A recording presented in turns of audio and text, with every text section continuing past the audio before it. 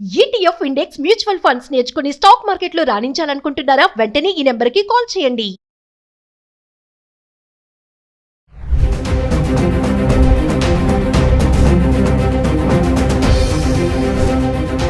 Hi hello నమస్తే, welcome back to Suman TV. ప్రస్తుతం మనతో పాటు ఉన్నారు స్టాక్ మార్కెట్ అనలిస్ట్ సుందరరామరెడ్డి గారు. నమస్తే సార్. నమస్తే అమ్మా.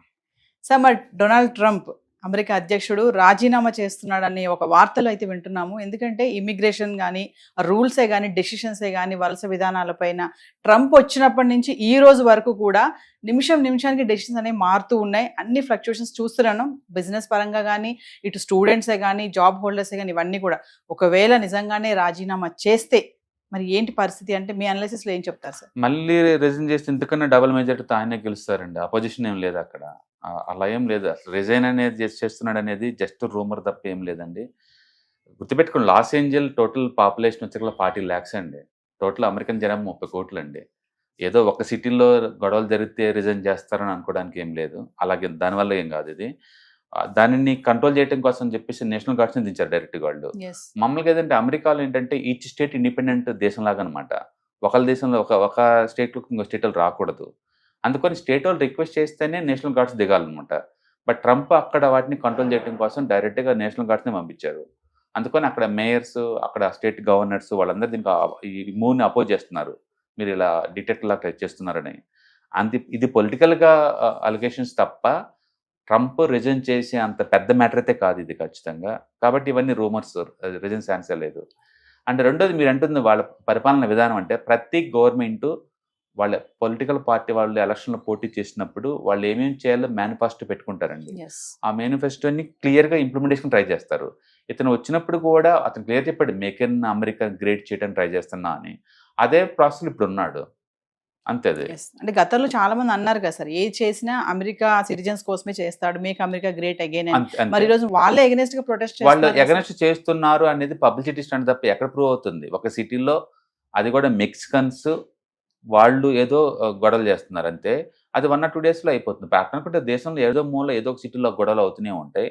ఆ ఒక్కదాన్ని బట్టేసి వీళ్ళు నిజంగా రిజైన్ చేయరండి. చేయాల్సిన అవసరం కూడా వాళ్ళకి లేదు. ట్రంప్ ఇది లాస్ట్ టర్మ్ ఇది, అందుకే ఇలా చేస్తున్న ఒక మార్క్ ఉండిపోవాలనేసి కూడా మనం మాట్లాడుకున్నాం గతంలో.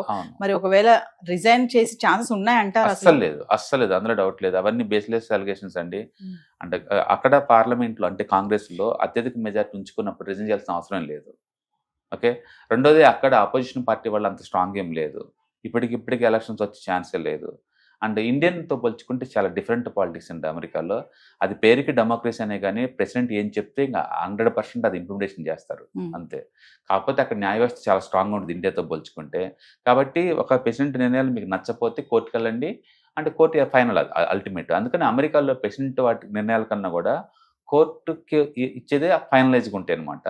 అందుకని చాలా స్ట్రాంగ్గా ఉంటుంది. రీసెంట్గా ఇప్పుడు హార్వర్డ్ యూనివర్సిటీ మీద కోర్టుకు వెళ్ళారు, హార్వర్డ్ యూనివర్సిటీ వాళ్ళే విన్ అయ్యారు. అండ్ ఇతర దేశ స్టూడెంట్లకు వీసాలు ఇవ్వద్దన్నారు, వాళ్ళే విన్ అయ్యారు. అందుకే end of the day court ఏం చెప్తే అదే కదా. అందుకని ప్రెసిడెంట్స్ వాళ్ళకి పరిపాలించే క్రమంలో రకరకాల ఆర్డర్స్ ఇస్తూ ఉంటారు. నచ్చిన వాళ్ళు కోర్టుకు వెళ్ళేసి విన్ అవ్వరు. అంటే ఇది క్వశ్చన్ ఎందుకు అడుగుతుంది అంటే సార్, రాజీనామా అనే వార్తలు వస్తున్నాయి కదా, ప్రొటెస్ట్ కూడా చేస్తున్నారు. అప్పుడు ఇది 4వ రోజు ప్రొటెస్ట్ చేయడము చాలా మంది గందరగోళంగా అయితే ఉంది ఆ యుఎస్ఏలో. సో ఇన్ కేస్ గనక మరి ఇది కనుక స్టే కనుక వస్తే, ఇది ఒక ప్రాసెస్ లో జరుగుతుంటే మరి ట్రంప్ యొక్క రూల్స్ కానీ ఇవన్నీ వీటి విషయంలో ఏమంటారు? లాస్ ఏంజల్స్ టోటల్ జనాభా 40 లక్షల మంది సచ్చినా సరే ట్రంప్ రిజైన్ చేయడండి. ఈ ఇష్యూ మీద అయితే రిజైన్ చేయడు. వాళ్ళు ఎందుకంటే అమెరికాలో ఇలాంటి అల్లర్లు అనేది క్వైట్ కామన్. అది ఏదో మూల జరుగుతూనే ఉంటుంది. సోషల్ మీడియా కొంచెం ఎక్కువ వచ్చిన తర్వాత ఈ నెగిటివిటీ త్వరగా స్ప్రెడ్ చేస్తున్నారు తప్ప అదర్వైజ్ ఏం లేదండి. దాంతో పోల్చుకుంటే గాజాకలు చూడండి అక్కడ ఎందుకంటే దారుణంగా పడతాయి. అందుకని ఇప్పుడున్న మోడర్న్ సొసైటీలో ఇలాంటివన్నీ కామనే వస్తుంటాయి. అంటే 2-3 రోజుల తర్వాత ఇవన్నీ గవర్నమెంట్ కంట్రోల్లోకి వచ్చేస్తూ ఉంటాయి, మామూలు విషయాలు అనమాట. అందుకని ఇలాంటి చాలా చిన్న విషయాలు, ట్రంప్ రిజైన్ అనేది చాలా పెద్ద విషయం అది. అందుకని జరిగింది నేను అనుకోవట్లేదు. అంటే ట్రంప్ టారిఫ్ వార్లో ఇప్పుడు ఆల్రెడీ 90 days టైం ఇచ్చాడు కాబట్టి ఆ టాక్స్ నడుస్తున్నాయి 1 by 1. చూడాలి ఎలా షేప్ అవుతాయి అనేది. టారిఫ్ అనేది పెద్ద ఇష్యూ వీటన్నిటితో పోల్చుకుంటే. వాటి వల్ల మనం ఏది ఎఫెక్ట్ ఎలా అవుతుందో మనం తెలుసుకోవాలి. అండ్ ట్రంప్ వల్ల అమెరికన్స్ జీవితాలు ఇది ఎఫెక్ట్ అవుతున్నాయి అంటాం అనేది కరెక్ట్ కాదు. ఎందుకంటే అమెరికా వాళ్ళ కోసమే వర్క్ చేస్తున్నట్టు క్లియర్ కనపడుతుంది కాబట్టి ఇప్పటికీ అమెరికా నుంచి ఎక్కువ సపోర్ట్ ఉంది అతనికి. రిజైన్ కాదు, అండ్ రిజల్ట్ అనేది ఏంటనేది మనకు ఎలా తెలుస్తుందంటే, ఒకటి స్టాక్ మార్కెట్ కొలాప్స్ అవుతుంది అనుకోండి, ఓకే గవర్నమెంట్ నచ్చలేదు, స్టాక్ మార్కెట్ ఇన్వెస్టర్లు బయటకు వెళ్తుంది అనుకోవచ్చు. రెండోది ఇన్ఫ్లేషన్ పెరుగుతుంది బాగా, అంటే గవర్నమెంట్ దాన్ని కంట్రోల్ చేయడంలో విఫలమైపోయింది, అందుకని పబ్లిక్ సేవింగ్స్ ఉండలేదు అనుకోవచ్చు. అండ్ మూడోది అన్ఎంప్లాయ్మెంట్ పెరుగుతుంది, అక్కడ జాబ్స్ క్రియేట్ అవ్వట్లేదు, అందుకే అన్ఎంప్లాయ్స్ ఎక్కువ అవుతుంది అనుకోవచ్చు. ఇలాంటి ఏదన్నా ఒక రీజన్ చెప్పేసి రిజైన్ అనటంలో అర్థం ఉంది, కానీ ఏదో ఒక సిటీలో ఒక బజార్లో ఒక గొడవలు జరుగుతున్నంత మాత్రాన ప్రెసిడెంట్ రిజైన్ చేయమంటే చేయరండి. అంటే సార్ ఇప్పుడు ఒకవేళ రిజైన్ చేయలేదు అనుకోండి, ఈ ప్రొటెస్ట్లు మరి హంగామా ఇదంతా తర్వాత దీని ఇంపాక్ట్ కూడా ట్రంప్ నెక్స్ట్ తీసుకున్న నిర్ణయాలపైన బాగానే చూపిస్తుంది అనుకోవచ్చా? ఏముండదు.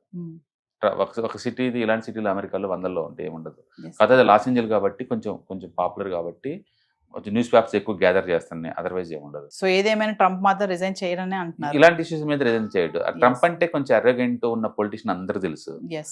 అతను కావాలని కూడా చేసుకోవటం తప్ప నువ్వు అడిగినంత మాత్రం చేయడు. ఓకే, అందుకని అల్లర్లు కారణం చూపించి మాత్రం చేయడు. Yes. రెండోది అది కంట్రోల్ చేయడం కోసం నేషనల్ గార్డ్స్ దించాడు, వాడి వైపు నుంచి వాళ్ళు ఎఫెక్ట్ చేస్తున్నారు ఎంతకంత. Yes. కాబట్టి మేబీ కపుల్ ఆఫ్ డేస్ లోనే అది కంట్రోల్ అవుతుంది మనం అనుకోవచ్చు. అల్లర్ లాంటి ఇది కాదండి, రేపొద్దున మోడీ కెనడా వెళ్తున్నాడు, అక్కడ సిక్కులు రెడీ అవుతున్నారు, అది అల్లర్లు అంటే. Yes. వాటిని కెనడా వాళ్ళు ఎలా కంట్రోల్ చేస్తారో చూడాలి, అప్పుడు ఇంతకన్నా పెద్ద న్యూస్ వస్తాయి. సో ఫైనల్ గా సార్ ఏదేమైనా అంటే ఈ వలస విధానాల పైన కానీ తీసుకున్న నిర్ణయాలు కానీ మరి దాన్ని ఏమైనా మార్చే ఛాన్సెస్ ఏమైనా ఉంటాయా? ట్రంప్ మార్చరు. ఏం మార్చరు, అది ట్రంప్ కాబట్టి మార్చరు. తను తీసుకున్న నిర్ణయమే ఫైనల్ అయిపోతుంది అల్టిమేట్ గా. ఎందుకంటే end of the day table మీద కూర్చున్నప్పుడు అమెరికాకి ఏది బెనిఫిట్ చూపిస్తున్నాడు అడుగుతారు కాబట్టి, అది ఏదైనా అమెరికా బెనిఫిట్ గానే ఉంది కాబట్టి చూస్తారు. మనం ఒకవైపు నుంచే చూస్తున్న విషయాన్ని, వాళ్ళ వెర్షన్ చూసాం అనుకోండి, అమెరికాకి ఏది బెనిఫిట్ అయితే దానికి ఓకే అంటాడు అతను. కాబట్టి వాళ్ళకి ఓకే అవుతుంది. ట్రంప్ వచ్చినా రాకపోయినా అమెరికా ఆర్థిక దారుణంగా తయారవుతుంది, గుర్తుపెట్టుకోండి. ఇతను సరి చేయడానికి రెడీ చేస్తున్నాడు, అందుకని ట్రంప్ చేస్తుంది కరెక్ట్ అది అమెరికాకి. అమెరికా కోసం ఎవరేం చేయాలంటే ఏ ప్రెసిడెంట్ అయినా సరే ట్రంప్ చేసినట్టే చేయాల్సి వస్తుంది గ్యారంటీగా. అందుకని ట్రంప్తో బీనేంది కాదండి, అది ఆల్రెడీ వరస్ట్గా ఉన్న ఎకానమీని ట్రాక్ పెట్టడం కోసం ట్రై చేస్తున్నాడు. దాని గురించి ఈ పాలసీలు మొత్తం చేస్తున్నాడు అనమాట. ఎందుకంటే ట్రేడ్ డిఫిసిట్ తగ్గించుకోవటం అనేది ఓవర్నైట్ అంత మామూలు విషయం కాదు. బట్ వరల్డ్ మొత్తాన్ని బెదిరించి మరీ ఆ పని చేయగలుగుతున్నాడు అంటే ఎంతో గట్ ఫీలింగ్ ఉండాలి, ఆ కంట్రీ అంటే ఎంతో ప్యాషనెట్ ఉంటేనే ఒక పొలిటీషియన్ అలా చేయగలుగుతారు. ఆ విషయంలో మనం హ్యాట్స్ ఆఫ్ చెప్పొచ్చు, కంట్రీ గురించి ఎంత దూరమే పోతారు అనమాట. అది అందుకని వరల్డ్ మొత్తానికి కూడా అతను ఒక ఇన్స్పిరేషన్. వాళ్ళ దేశం కోసం వాళ్ళు చేయాలనుకుంటే కనుక ట్రంప్ లాగానే అందరు ఏంటంటే డెమోక్రసీని ఒక ఎస్కో జీపిచ్చేసి పోస్ట్పోన్ చేసుకుంటూ పోతుంటారు. But he is doing best thing for America. అందుకని అమెరికా వాళ్ళు అతనికి ఆపోజిట్ పోతారనో, లేకపోతే అమెరికాలో ఈ గొడవలు చేస్తుంది కూడా సెటిలర్స్ అండి, అంతే. సెటిలర్స్ అది కూడా ఏదైనా సెటిల్ అవ్వాలంటే ఇండియన్ లాగా ఉండాలండి, వెళ్తారు మనీ కోసం వర్క్ చేస్తారు, ఫ్యామిలీ చూసుకుంటారు, అంతవరకు ఉంటారు. ఇలా రోడ్లకి ఇలా గొడవలు చేయడంలో ఏ అమెరికన్ హిస్టరీలో ఎప్పుడు లేదు. మరి ఇండియన్స్ కూడా సెటిలర్స్ కదా అక్కడ. బట్ మిగతా వాళ్ళు ఈ మెక్సికోకి ఎందుకు గొడవలు వస్తాయి అంటే వేరే కంట్రీస్ ఎందుకు వస్తాయో మనకు తెలియదు.